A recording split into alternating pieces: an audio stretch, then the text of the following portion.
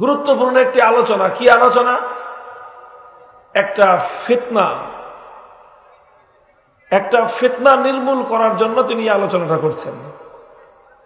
ইসলামের ইতিহাস বলে যুগে যুগে হক এবং সত্য কথাকে ধামাচাপা দেওয়ার জন্য, হকের আওয়াজকে দমিয়ে দেওয়ার জন্য নানা ধরনের ফিতনার উদ্ভব হয়েছে। এবং পাশাপাশি এটাও ইসলামের একটা গৌরবোজ্জ্বল ইতিহাস, যখন যেই ফিতনা যেইভাবে মাথাচাড়া দিয়ে উঠেছে, আল্লাহ পাক রব্বুল আলামিন উম্মতের আলেমদের মধ্য থেকে এমন ব্যক্তি তৈরি করে দিয়েছেন, ফিতনা যেই আকারে এসেছে তারা ফিতনাকে নির্মূল করার জন্য ঠিক সেইভাবেই তারা ভূমিকা পালন করেছেন। এবং চূড়ান্ত পরিণামে ফিতনা নির্মূল হয়েছে, হক নিষ্কলুষভাবে উদ্ভাসিত হয়েছে। ইমামে বুখারী রাহমাতুল্লাহি আলাইহি যেই ফিতনাটি এখানে নির্মূল করার জন্য আলোচনা করেছেন, সেই ফিতনার শিরোনাম হলো ফিতনায়ে ইনকারে ওয়াজন। ইনকারে ওয়াজন, ওয়াজন মানে কি? ওয়াজন মানে হলো আল্লাহ পাক রব্বুল আলামিন কিয়ামতের দিন দুনিয়ার সমস্ত মানুষের সমস্ত আমল, নেক আমল, বদ আমল, এই আমলের ভিত্তিতেই আল্লাহ পাক রব্বুল আলামিন মানুষের বিচার করবেন এবং মানুষের ব্যাপারে চূড়ান্ত পরিণাম আল্লাহ পাক রব্বুল আলামিন নির্ধারণ করবেন। তো মানুষের যখন আল্লাহ পাক রব্বুল আলামিন বিচার করবেন এবং মানুষকে আল্লাহ পাক রব্বুল আলামিন সেই বিচারের ফলাফল আল্লাহ দিবেন, তো বলতেছিলাম যে আল্লাহ রাব্বুল আলামিন কিয়ামতের দিন মানুষের বিচার করবেন। এই জন্যই কিয়ামতের দিনকে বিচার দিবস বলা হয়।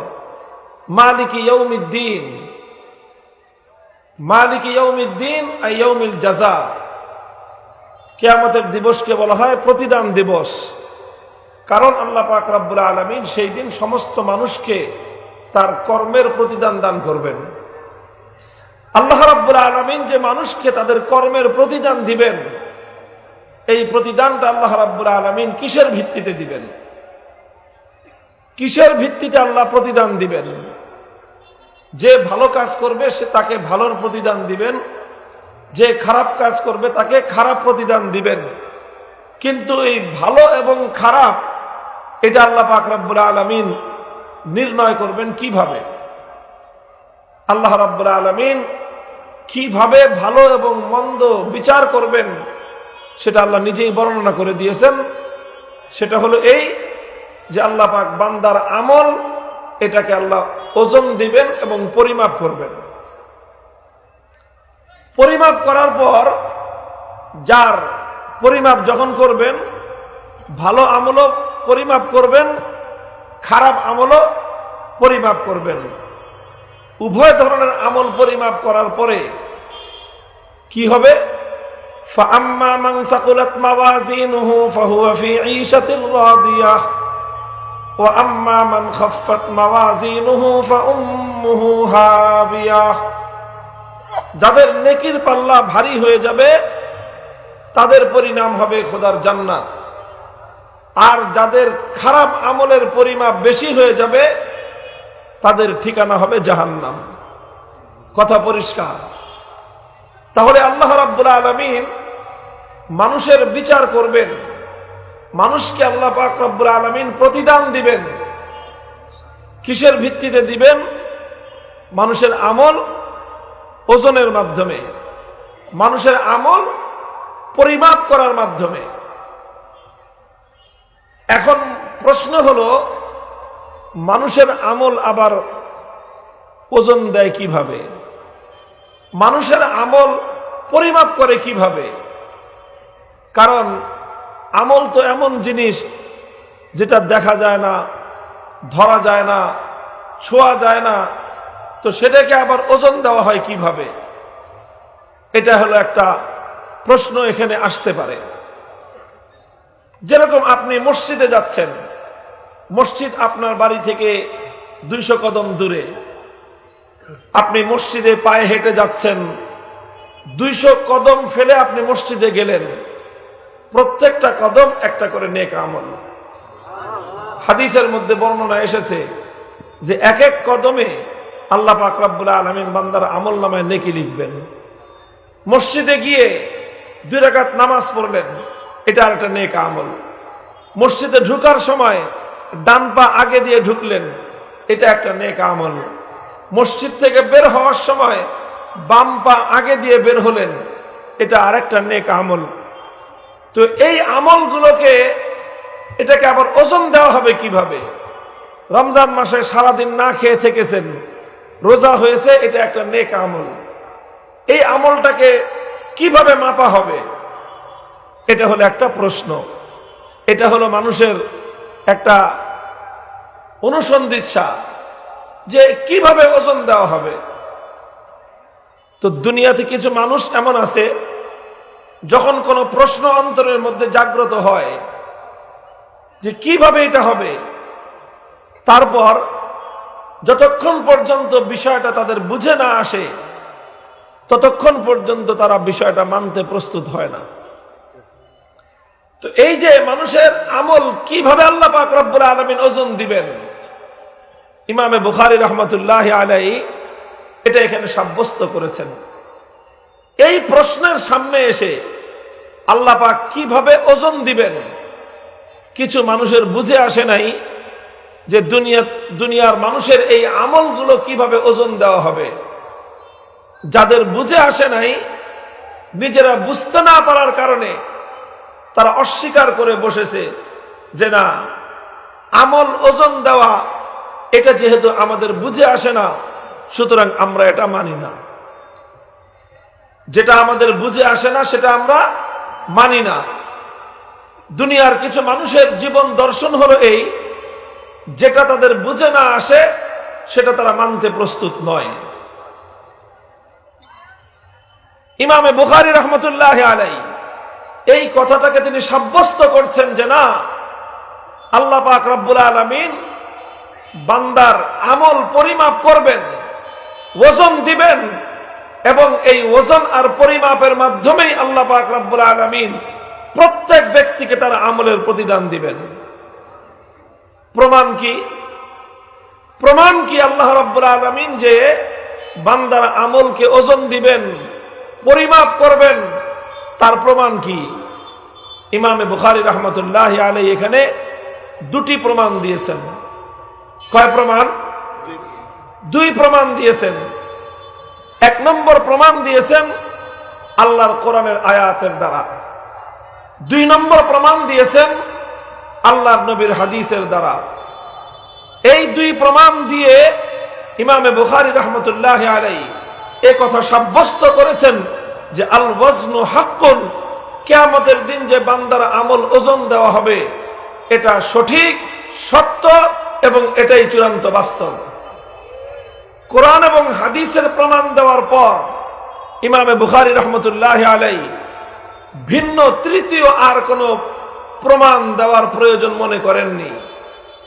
কোনো যুক্তির মাধ্যমে, কোনো তর্কের মাধ্যমে, কোনো দার্শনিক সূত্রের মাধ্যমে অথবা কোনো বৈজ্ঞানিক সূত্রের মাধ্যমে তিনি ওজন দেওয়া যে বাস্তবসম্মত এটাকে প্রমাণ করার গরজ ইমাম বুখারী রাহমাতুল্লাহি আলাইহি অনুভব করেননি।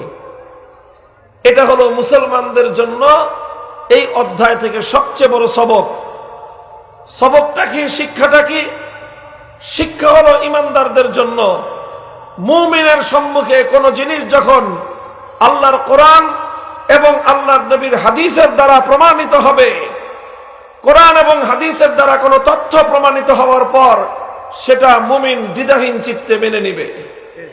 কোরআন এবং হাদিসের দ্বারা প্রমাণিত হওয়ার পর ভিন্ন আর কোনো প্রমাণের মুখাপেক্ষী কোনো মুমিন হবে না। কোরআন এবং হাদিসের দ্বারা যেই তথ্য প্রমাণিত হবে সেটাকে আবার অতিরিক্ত প্রমাণের জন্য সেটাকে বিশ্বাস করার জন্য মুমিন কোনোদিন কোনো যুক্তির পিছনে ছুটবে না, কোনো তর্কের পিছনে ছুটবে না, কোনো দর্শনের পিছনে ছুটবে না। কোরআন হাদিসের দ্বারা প্রমাণিত সত্যকে কোনো বৈজ্ঞানিক সূত্রের দ্বারা মুমিন বিশ্বাস করার জন্য বৈজ্ঞানিক সূত্রের মুখাপেক্ষী হবে না। যদি না হয় বরং কোরআন হাদিসের উপর পূর্ণ আস্থা রেখে সেটাকে বিশ্বাস করার নামই হলো ঈমান। কথা এটাই মূল কথা, যে আল্লাহর কোরআন এবং নবীর হাদিসের দ্বারা যখন কোনো কথা প্রমাণিত হবে তখন মুমিন সেই কথা দ্বিধাহীন চিত্তে মেনে নিবে। সেই কথা কোরআন এবং হাদিসের দ্বারা কোনো কথা প্রমাণিত হওয়ার পর মুমিন তার জন্য তৃতীয় আর কোনো প্রমাণ খুঁজতে যাবে না। মুমিনের জন্য তৃতীয় আর কোনো প্রমাণ খুঁজতে যাওয়ার কোনো বৈধতা নেই। কিন্তু আগাগোড়া মুসলমানদের মধ্যে সমাজের মধ্যে নামধারী কিছু মানুষ এমন আছে, তারা শুধুমাত্র কোরআন এবং হাদিসের উপর ভরসা করতে পারে না, কোরআন এবং হাদিসের উপর তারা নির্দ্বিধায় আস্থা রাখতে পারে না। বরং যতক্ষণ পর্যন্ত তাদের বিষয়টা নিজেদের যুক্তিতে, নিজেদের মেধায়, নিজেদের ব্রেন দিয়ে তারা বুঝতে না পারে ততক্ষণ পর্যন্ত তারা বিষয়টা মানতে চায় না। মুহতারাম হাজিরিন, এই শ্রেণীর মানুষ সে যুগেও ছিল, এ যুগেও আছে। পার্থক্য হলো সে যুগে কম ছিল, বর্তমান যুগে এই যুগে সেই মানুষ বাড়তেছে। এটাই হলো একটা ফিতনা, যে কোরআন এবং হাদিসের দ্বারা কোনো একটা তথ্য প্রমাণিত হওয়ার পরেও সেই তথ্যের ব্যাপারে কোনো সন্দেহ পোষণ করা, সেই তথ্যের ব্যাপারে কোনো সংশয় প্রকাশ করা। কি কারণে? যুক্তিতে ধরে না, এই কারণে। বিষয়টা বুঝে আসে না, এই কারণে। কোরআন এবং হাদিসের কোনো বিষয় নিজের যুক্তিতে না ধরার কারণে, নিজের বুঝে না আসার কারণে সেই বিষয়ে সংশয় প্রকাশ করা, সেই বিষয়ে কোনো দ্বিধা প্রকাশ করা, সেটাকে মানতে অস্বীকার করা, এটার নামই হলো নাস্তিক্যবাদ। নাস্তিক্যবাদ কাকে বলা হয়? নাস্তিক্যবাদের অপর নাম হলো সংশয়বাদিতা। সংশয়বাদিতার মূল কথা হলো এই, যে এটা তো বুঝে আসে না, কিভাবে হবে এটা, হাউ ইট পসিবল, কিভাবে এটা সম্ভব। এই হলো তাদের মূল যুক্তি, যে এটা কিভাবে সম্ভব। যেটাকেই তাদের কাছে অসম্ভব মনে হয় সেটাকেই তারা অস্বীকার করে বসে। দিন যত যাচ্ছে এই ফিতনা আস্তে আস্তে বাড়তেছে।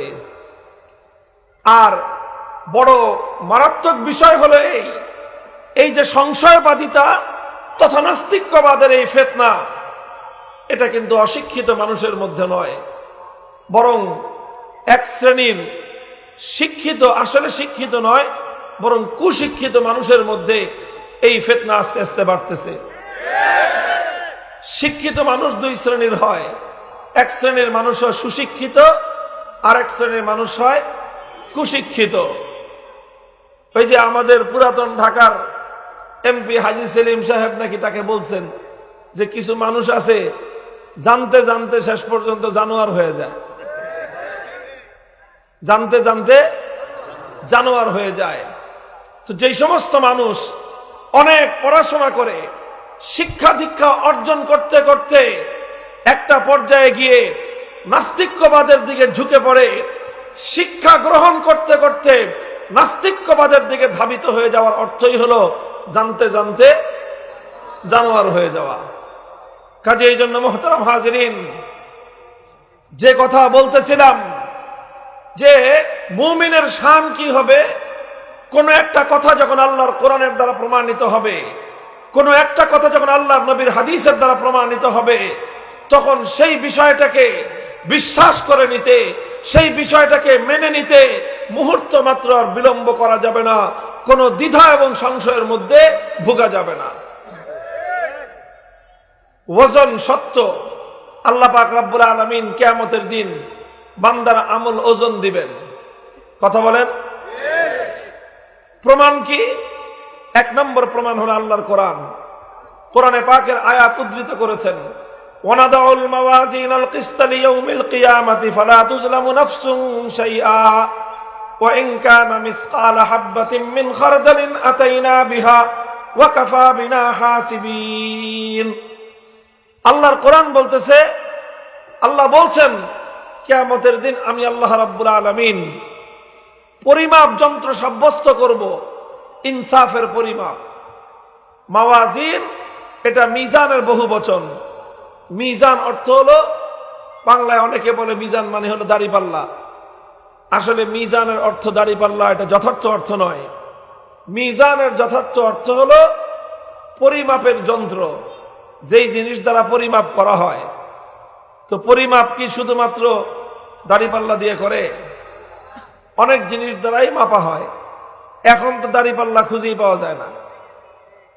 আলু পটল যারা বেচে তাদের কাছে এখন দাড়িপাল্লা নেই, কারণ দাড়িপাল্লার দুই পাল্লা একটার সাথে আরেকটার ভাঁজ করো, এটারে পেঁচাও, পেঁচায় আবার গুছায় রাখো, আবার মাপতে হলে আবার খুলো, খোলার পরে বাটখারা দাও, আলু উঠাও, এরপরে আলু আর বাটখারা মিলে না, ছোট আলু নামাও, বড় আলু উঠাও, বড় আলু নামাও, ছোট আলু উঠাও, ওদিক দিয়ে 1.5 কেজির জায়গায় আবার 1 ছটাক দাও, 2 ছটাক দাও, 1 পোয়া দাও, কমাও বাড়াও, অনেক ঝামেলা মনে করে। এই জন্য এখন আর কেউ ওই আগেকার দিনের দাড়িপাল্লা ব্যবহার করে না। এখন কি করে? ডিজিটাল মেশিন আছে, আলু প্যাকেটে বললো, মেশিনে উঠাইলো, আর উঠানো নামানির কোনো কারবার নাই। বাস ওখানে টিপ দিল, ডিজিট উঠে গেল 1 কেজি 300 গ্রাম। 1 কেজি 300 গ্রাম, এরপরে দর কত? 45 টাকা। টিপ দিল, 1 কেজি 300 গ্রামের দাম 65 টাকা দিয়ে দেন, কাহিনী শেষ। এই জন্য এখন আর দাড়িপাল্লা সেখানে ব্যবহার হয় না। আলু পটল ইত্যাদি এগুলো মানুষ পরিমাপ করার জন্য ডিজিটাল মেশিন ব্যবহার করে। তাহলে সেটা হলো মিজান, ওটা দিয়ে মাপা যায়।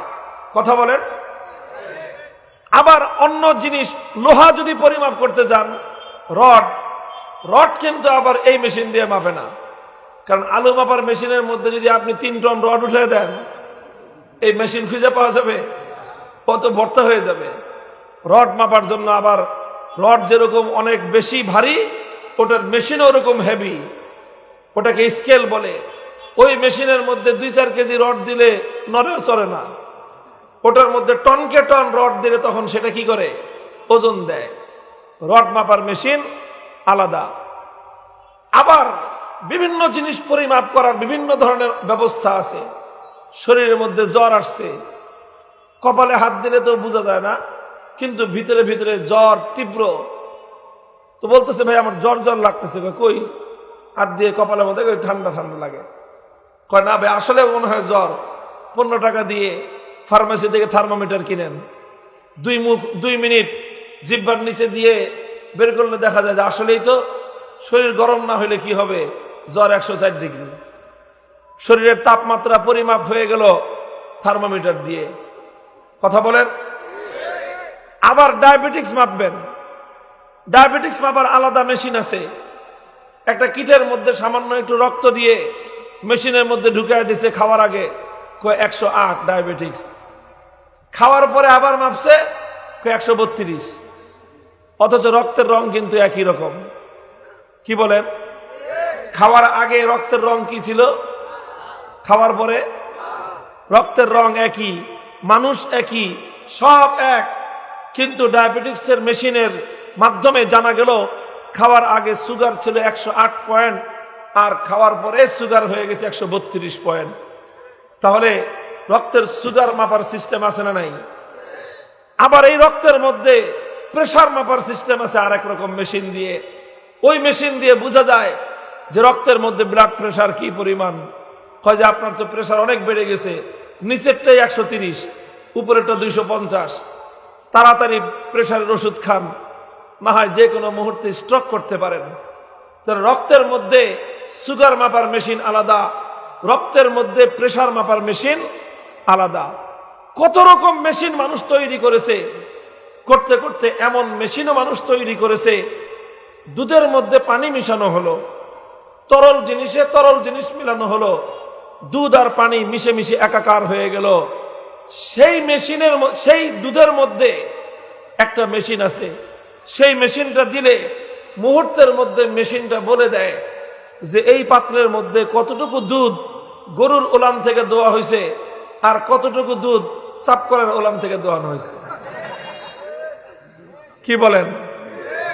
পার্থক্য করা যায় কি যায় না? দুধ আর পানি দুটোই কিন্তু তরল, একটা আরেকটার সাথে এমন ভাবে মিশে গেছে যে আলাদা করে দেখার কোনো সুযোগ নাই, কোনো উপায় নাই। কিন্তু এমন মেশিন, যেই মেশিন দিয়ে দুধ থেকে তরল পানি আলাদা করা যাচ্ছে। কেউ বলবেন যে হুজুর ওটা একটু পান্না পান্না দেখা যায়, বেশি পাতলা দেখা যায় বলে বোঝা যায় না। পাতলা এমনি খাঁটি দুধ অনেক সময় পাতলা হয় না? আপনি গরুরে যদি সারাদিন খালি কচুরি পানা খাওয়ান, দুধ কি হবে? পাতলা হবে। ওই গরুরেই যদি আবার পরের দিন সারাদিন খালি ঘাস খাওয়ান, গরুর দুধ ঘন হবে। এখন আপনি যদি চিন্তা করেন যেহেতু আমি ঘাস খাওয়াইছি, দুধ ঘন হয়েছে, কাজে 2 জগ পানি ঢেলে দিই, তাহলে ওই কচুরি পানা খাওয়াইলে যা হইতো ওটার লেভেলে গিয়ে দাঁড়াবে। ওই পানি মিলায় দেখেন, যদি মাপ হয় ঘন দুধের মধ্যে পানি মিলে কচুরি পানার সমান করছেন, এরপরেও মেশিন দিলে বলে দিবে যে কতটুকু অরিজিনাল দুধ আর কতটুকু এর মধ্যে পানি মেলানো হয়েছে। কথা বলেন। এই সমস্ত মেশিনগুলো আবিষ্কার করেছে মানুষ আবিষ্কার করেছে। মানুষ তার মেধা খাটায়, মানুষ তার ব্রেন দিয়ে চিন্তা করে এই সমস্ত মেশিনগুলো আবিষ্কার করেছে। কথা ঠিক না বেঠিক? অথচ সেই মানুষ আবার ওজনকে অস্বীকার করে, প্রশ্ন করে আল্লাহ রাব্বুল আলামিন বান্দার আমলকে ওজন দিবেন কিভাবে? আমল আবার ওজন দেয় কিভাবে?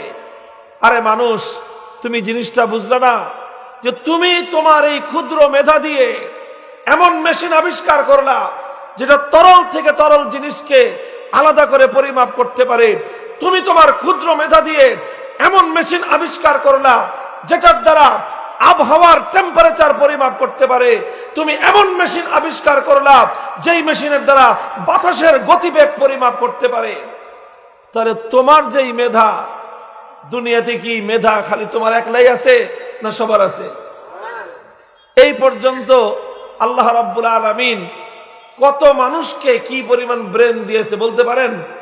আদম আলাইহিস সালাম থেকে নিয়ে আজকে পর্যন্ত, আজকে যে শিশুটা জন্ম নিয়েছে, প্রত্যেকটা মানুষকে মেধার ব্রেন দিয়েছেন কে? আল্লাহ। কিন্তু এমন কোন সার্কুলার কি কোনোদিন আসছে যে মানুষকে ব্রেন দিতে দিতে স্টকের মধ্যে ঘাটতি পড়ে গেছে, সুতরাং আগামী বছর থেকে যারা জন্ম নিবে ওদের মাথায় আর আল্লাহ পাক আর কোনো বুদ্ধি দিতে পারবেন না, কাজেই হিসাব করে তোমরা মানুষ জন্ম দিও, এমন কোন বিষয় আছে? তাহলে অগণিত এই মানুষকে মেধা দিয়েছেন কে? অসংখ্য অগণিত এই মানুষকে ব্রেন দিয়েছেন কে? আল্লাহ প্রদত্ত সেই স্টকের ব্রেন থেকে, মেধা থেকে একজন বৈজ্ঞানিক কতটুকু মেধা পেয়েছে? কোটি কোটি লক্ষ কোটি ভাগের 1 ভাগ পেয়েছে। আল্লাহর দেওয়া মেধার লক্ষ কোটি ভাগের 1 ভাগ দিয়ে যদি মানুষ এমন মেশিন আবিষ্কার করতে পারে যেটা তরল পদার্থ থেকে তরল পদার্থকে আলাদা করতে পারে, হে মানুষ, এতটুকু কি তোমার বিবেক সাড়া দেয় না?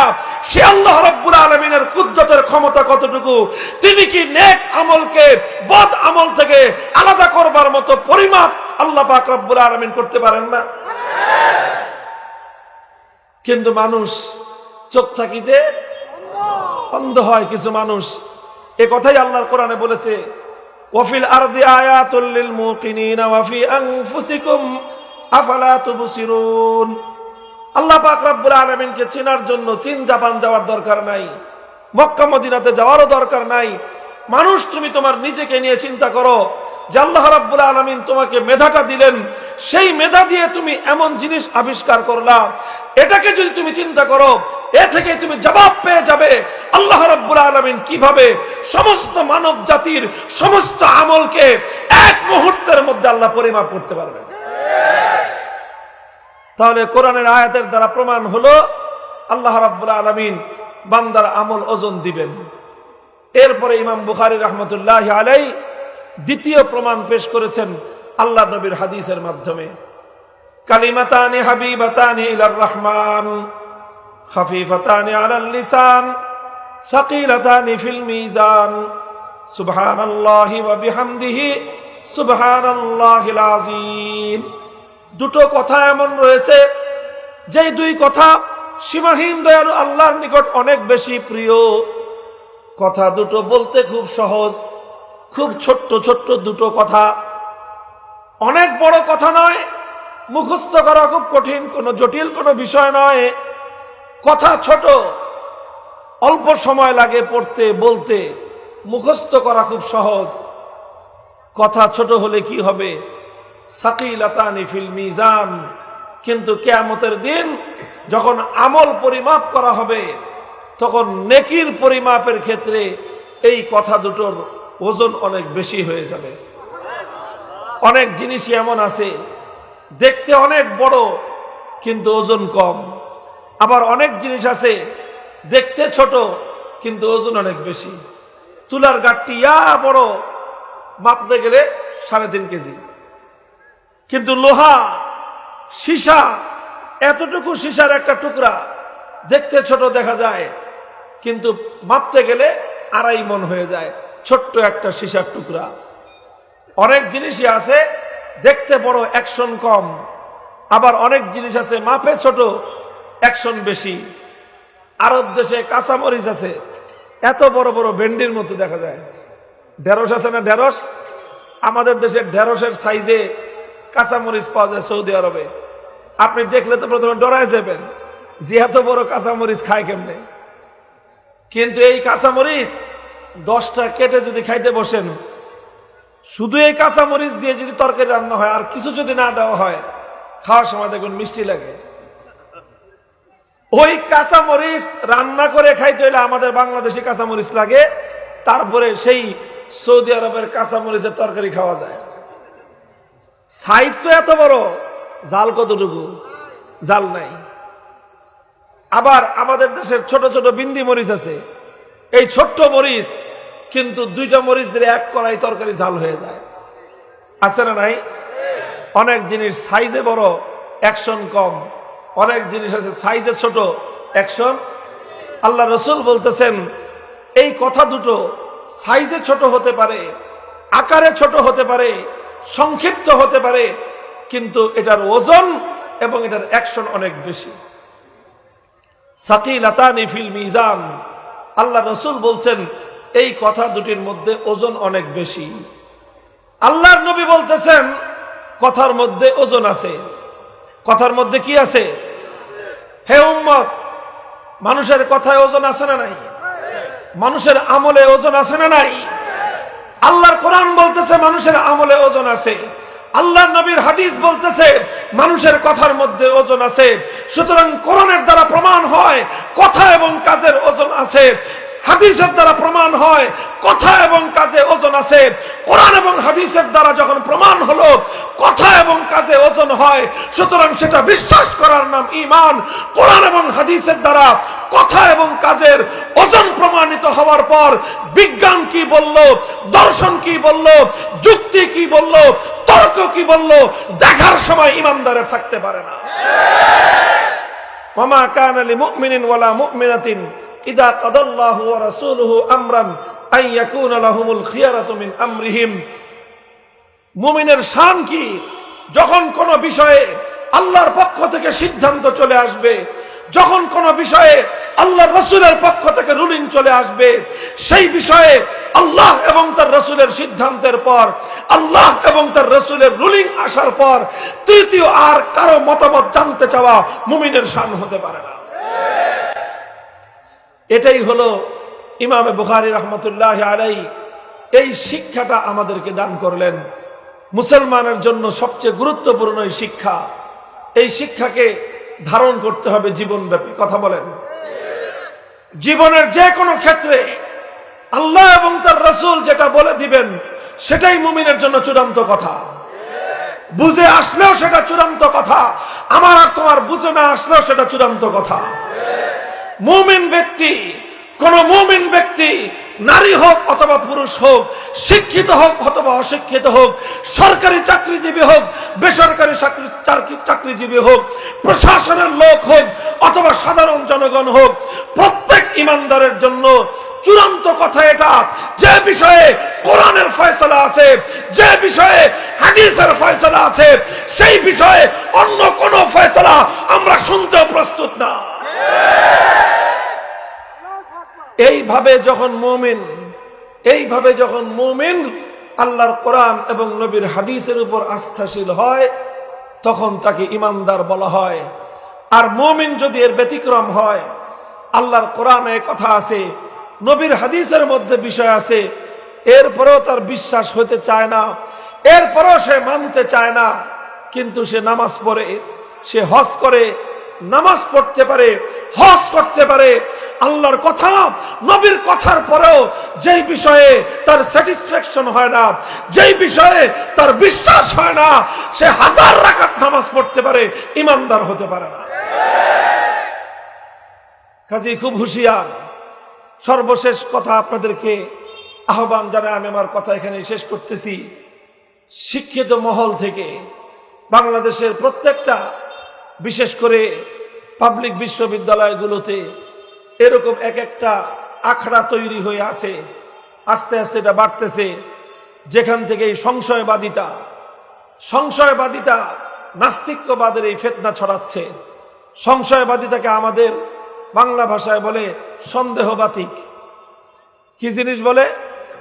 কিছু মানুষ আছে না, সবকিছু দেখলে সন্দেহ করে, তাদের মধ্যে কোনো বিশ্বাস গড়ে ওঠে না। সন্দেহবাদিকতা এটা একটা সমাজকে ধ্বংস করে ছাড়ে। সুতরাং নাস্তিক্যবাদ যদি সমাজের মধ্যে বাড়তে থাকে, সমাজ ধ্বংস হয়ে যাবে, সমাজের বিশ্বাস নষ্ট হয়ে যাবে, মানুষে মানুষে সম্প্রীতি ধ্বংস হয়ে যাবে, সমাজের সমস্ত সভ্যতা ভদ্রতা ধ্বংস হয়ে যাবে। এই জন্য সমাজের স্বার্থে, সমাজের শান্তি শৃঙ্খলার স্বার্থে নাস্তিক্যবাদ, সংশয়বাদিতাকে রুখে দিতে হবে। আর এই সংশয়বাদিতা, নাস্তিক্যবাদ রুখতে হলে আল্লাহর কোরআন এবং নবীর হাদিসের উপর অবিচল আস্থা এবং এই বিশ্বাস, এটার চর্চা করতে হবে। এটাই ইমাম বুখারী রহমতুল্লাহি আলাইহি সর্বশেষ অধ্যায়ের মাধ্যমে আমাদেরকে শিক্ষা দিলেন। এই শিক্ষা আমরা অর্জন করার, ধারণ করার চেষ্টা করব। আল্লাহ রাব্বুল আলামিন আমাদেরকে তৌফিক দান করুন। এবছর যারা দাওরায়ে হাদিস ফারেগ হচ্ছে, আল্লাহ রাব্বুল আলামিন তাদের মধ্যে ইলমের নূর পয়দা করে দেন, তারা যেন ইলমে দ্বীনের খিদমত করতে পারে, দুনিয়াতে আল্লাহর দ্বীনের খিদমত করতে পারে, সে তৌফিক আল্লাহ পাক তাদেরকে দান করুন। ওয়া আখিরু দাওয়ানা আলহামদুলিল্লাহি রাব্বিল আলামিন। আসসালামু আলাইকুম ওয়া রাহমাতুল্লাহ।